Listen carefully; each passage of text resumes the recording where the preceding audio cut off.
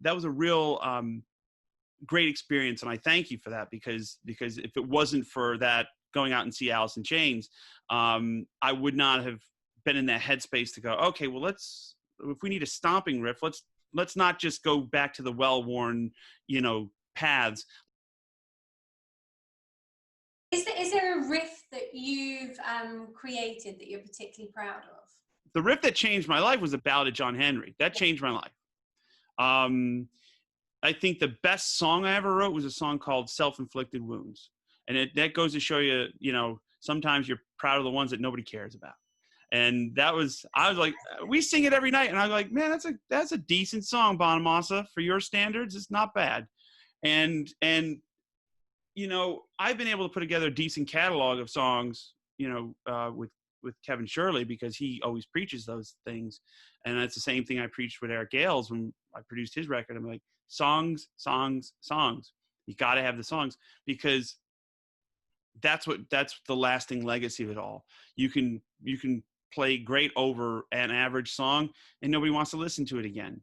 Conversely, you can suck it up on a great tune and it lasts forever. It's not, the song is the lasting indelible mark on your career. It's not how fast you can play. It's not, like being an Instagram stunt guitar player, which is now a profession, I think. And I think they just unionized.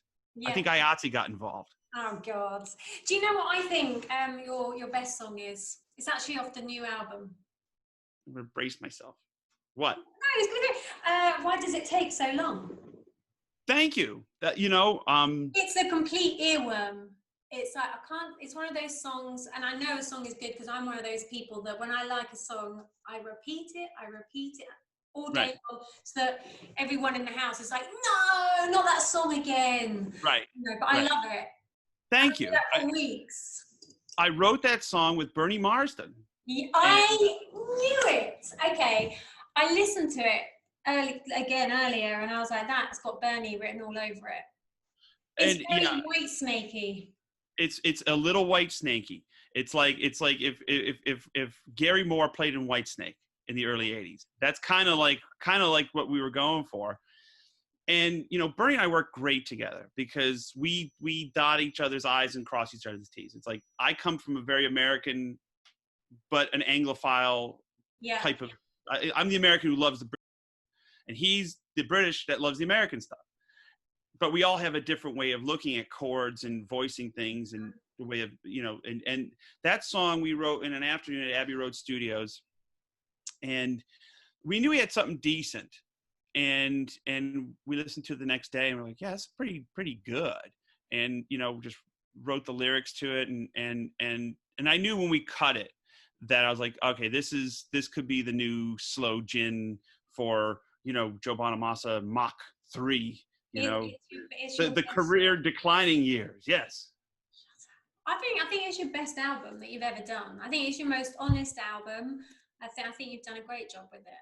I sometimes have to follow my own rules. They're like, what do you want to say? It's like, you can't just go, well, you got to have something to say. And believe me, I had a few axes to grind on this one. Yeah. But those are the best ones. Those are the best ones that you get to, the more honest and open you are about yourself and your playbook and your diary, really, not playbook, but your diary.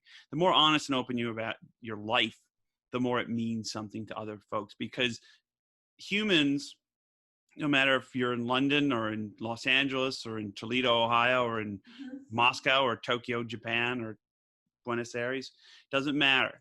Human nature is the one thing that bonds everything. And everybody's had their heart broken. Everybody gets sad. Everybody's has felt slighted or been done wrong. It goes across cultural, racial, everything. Okay. It's the ability to feel emotions and sadness and exuberation, and things like that cross borders and cultural lines.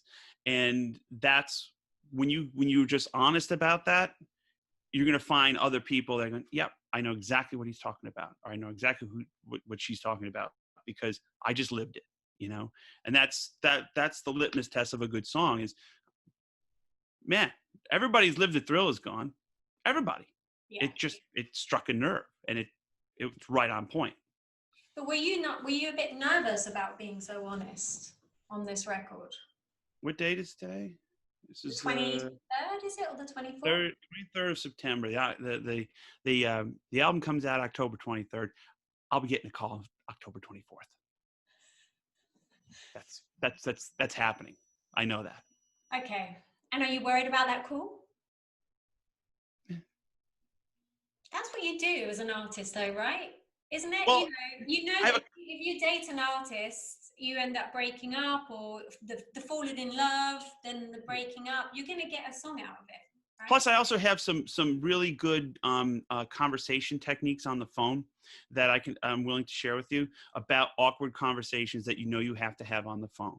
Okay, now most of the time these conversations do not happen on a landline. There's no more rotary phones, no more. You remember the answering machine with the little tapes? That's a bygone era. Oh yeah. I'm surprised you haven't got one of those. Everybody. Well, I still use an operator. Okay, I have one of those things. Hello, operator.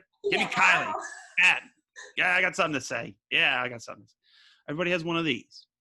Okay, everybody's had an experience when they're on the phone, and then it starts to get pixelated, and then it just the call drops. Okay, but nobody on the other side of the call can tell when that's happening.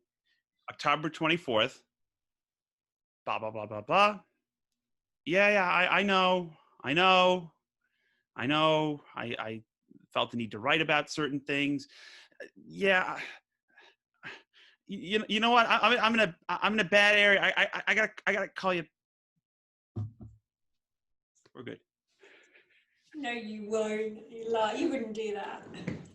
But to your point, it's an honest record, and I didn't. The names and places have been changed to protect the innocent, and I didn't want to hurt anybody. It was just an honest account of what I was going through at a certain period of time in my life. Yeah. That was the media trained answer.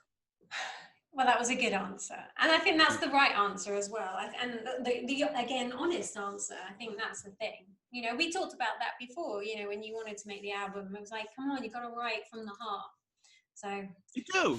And like at a certain point, I have 40, this is my 45th album between everything, what's the point?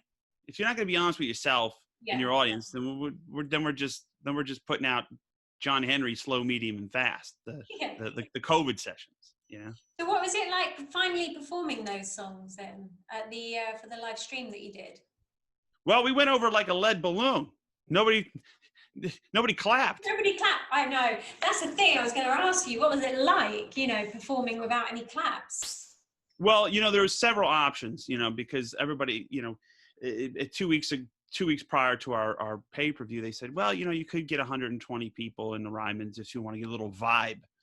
I'm like, listen, the Ryman is 2,500 seats. Okay. So if you get clusters of 3 and 4 people all around the auditorium, plus cardboard cutouts, the actual humans are going to think it's weird. Okay. 120 people clapping isn't exactly the soundtrack of like Frampton Comes Alive. Okay. Yeah. And see, I said, you know what? 2020 is weird. It's messed up. It's awkward. I want this to be a snapshot of how freaking awkward this is, So when we're actually like, when we stop the song, that's what you heard. Like, first of all, that first song that you played, that must have been terrifying in a weird sort of way. I'll tell you what's more terrifying than that is when you actually have people and you're thinking you're killing it and you're going out there and you just, oh my, its arrangement's great. The crowd's going to just erupt in adulation. And then the song ends. Yeah. That's terrifying. Okay. Yeah. We knew the story going in. We also knew that it was, the job was dangerous, but the good news is that everybody watched it. Really liked the new songs and enjoyed it. They did think they'd feel for us because we're up there, we're bashing it out. Yeah. And we'd end and be like, all you hear was the footsteps of the techs with the guitars, you know? Oh my God. Icky, it comes out, here you go, buddy. I'm like, and a 3, and a 4, and we go. But the cool thing was we never played an entire album in its entire, like an entire record, start to finish, in order. That was a new experience for me, which I liked. That is cool. That I think yeah, I can imagine that's a good way to do it. So I have to ask you, when one door opens. Mm-hmm. So was it last year you and I went to see Alice in Chains? Yes. What were they an influence on that song? They were. And I knew I heard some Jerry Cantrell in there. First of all, kudos to you for getting me to go out in public, right? You know, because it's like, hey, do you want to go to see Alice? I go, does that require actually leaving the grounds of the hotel? Yeah. You know, I'm like traveling, and oh my God, you know. And I was like, yeah, you know, and I love Jerry, I love Alice in Chains, and it was just good to get out and socialize. And I remember sitting there and watching them just kill the crowd with big heavy riffs, big heavy riffs, and I was like, I can, you know, let me get involved in that a little bit. And song One Door Opens, we had the body of the song that I wrote with Pete Brown. Yeah. And then basically I showed it to Kevin Shirley, and he's like, we got to put a big riff. So we kind of started messing around with that kind of riff, and it just kind of summoned up those Alice in Chains vibes. And Kevin actually came up with some of those weird twists on that riff as well. But that was the impetus of that was the inspiration behind that song, and at least the back half of that song, because it's like, let's try to rock in a blues rock context is good as Alice in Chains. We're no Alice in Chains, but we got, you know, it's a nice big heavy stomp riff, which was basically more in an homage to them versus like a Zeppelin or something like that. Well, I was going to say it's got that kind of Zeppelin feel, like A Whole Lot of Love, where it has that change in the middle and then it goes into that really like heavy, dirty sound, and then it changes back. Well, we did a good old fashioned bolero, you know. That kind of kicks it all off, doesn't it? And it goes off into this whole new world. Everybody had a bolero back in the 60s. Beck had a bolero. Jimmy Page had boleros. They're like, where's my bolero?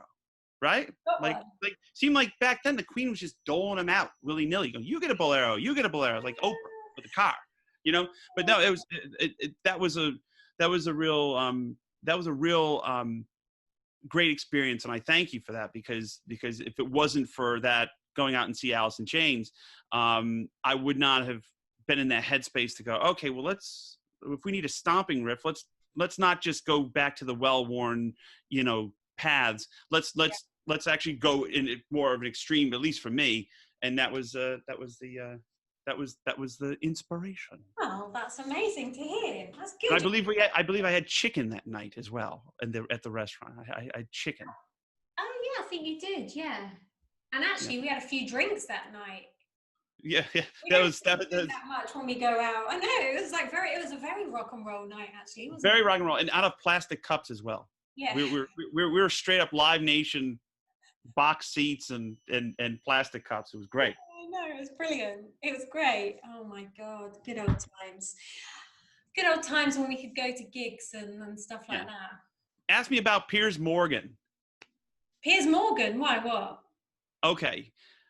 So you know the title track, Royalty. Yes. And I'm not giving him a royalty on royalty, but he was the inspiration behind that. Him. Was he really? Why?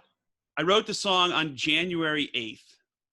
And it was one of the last sessions we had before the record started. It was also the morning I woke up and I was watching Good Morning Britain. You know that show? Was it ITV? Yeah, it's ITV. And I turn on the telly, and it's about 7 o'clock in the morning. And I was feeling thin, so I ordered a scone and clotted cream and a cup of tea and a Diet Coke. Of course. And next thing I know, Piers Morgan, I could just hear the voice. It was royalty this and royalty that and royalty this. And I'm like, what the hell's going on? Well, it turned out it was the day that Harry and Meghan left the band. Yeah. Left the band. Okay. Now, we had an experience with Piers Morgan in the United States when he took over for Larry King. Okay. And he hosted Larry King's show on CNN for about 6 or 7 years. Then there was some sort of cultural exchange program where we got like a Mini Cooper and like $6,000 in cash, and we gave him back to England. Okay, it was like an exchange. Like he went back to England. We got a car, a Mini Cooper, and like 6,000 or 7,000 in cash. Yeah, thanks for that. Thanks for giving him back. But he was so uptight about it. Nobody can leave the royalty, the royal family, and it's royalty this. I'm like, So then I started thinking, I'm like, well, I'm a natural contrarian, and I kind of have a little hunch on how that's going to work out for Harry. I'm just saying, being in the blues business, reading the play action, maybe I'm wrong. I hope I'm wrong.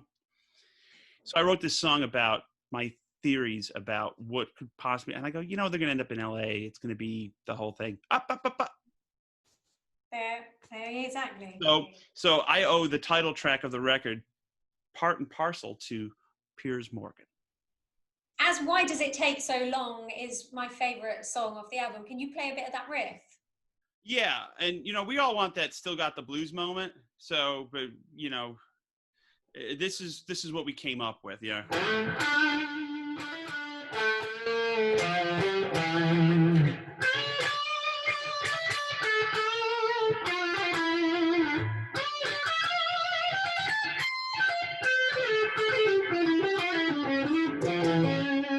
It's very English, yeah.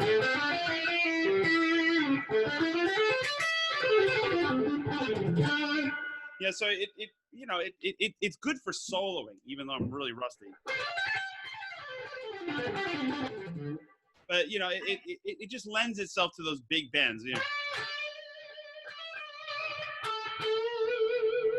what were you doing on that first bit? Well, you get that. The English are known for the wide vibrato. John Sykes, Bernie has it. So because BB's vibrato is like, like. It lasts longer. It's a little bit more, So you just gotta, you just change hats. You go from one hat to the next.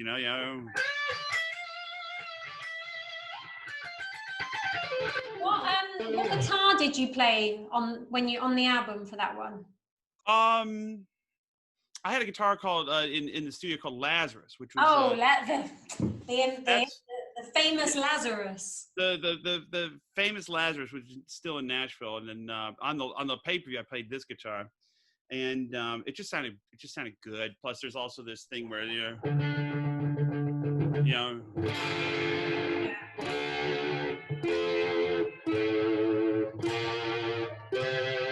and I don't use many effects. So I said, well, I got the wiggle bar, You